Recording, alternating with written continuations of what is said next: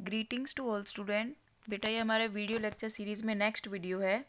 इसमें देखो पहला क्वेश्चन क्या है, ये एमसीक्यू क्वेश्चन है 1 मार्क का। 3 अंकों की सबसे छोटी पूर्ण वर्ग संख्या क्या होगी।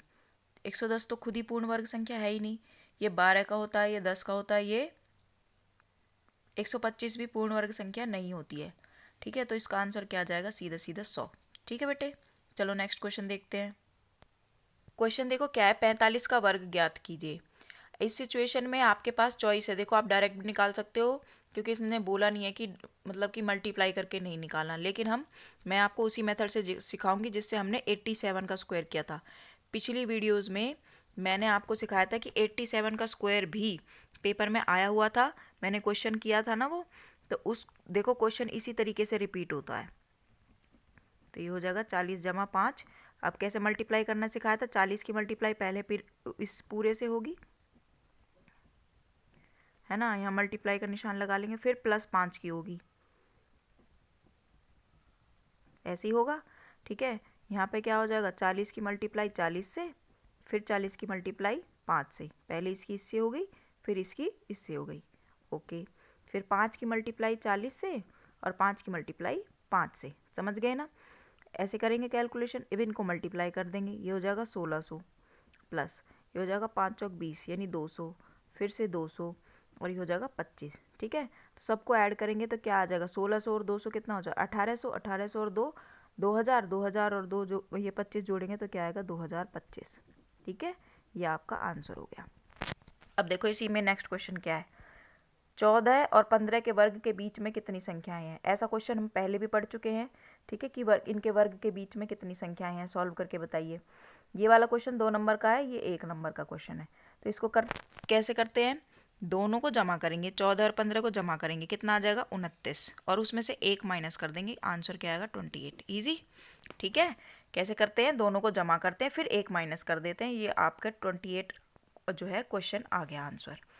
नेक्स्ट देखो 23 क्वेश्चन, वह छोटी से छोटी संख्या ज्ञात कीजिए जिससे 90 को गुणा करने पर वह पूर्ण वर्ग संख्या बन जाए। भाग नहीं, इस बार गुणा करना है और नई संख्या का वर्गमूल भी निकालना है। 3 अंक का क्वेश्चन है, क्या करेंगे, 90 के कर लो गुणनखंड।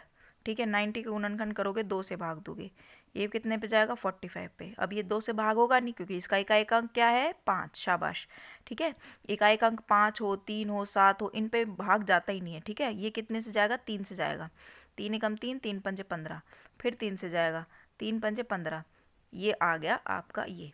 तो किससे गुणा करने पर, जिसका जोड़ा नहीं बनेगा उसी से गुणा करेंगे। तो 90 के गुणनखंड क्या हो गए, 2 गुणा 3 गुणा 3 गुणा 5। आप देख सकते हो 3 का जोड़ा तो बन गया, 2 का भी जोड़ा नहीं है, 5 का भी जोड़ा नहीं है, तो हमें किससे गुणा करना पड़ेगा, 2 से भी करना पड़ेगा और 5 से भी करना पड़ेगा। यानी हम लिखेंगे 2 गुणा 5, बेसिकली 10 से, है ना, से गुणा करने पर, से गुणा करने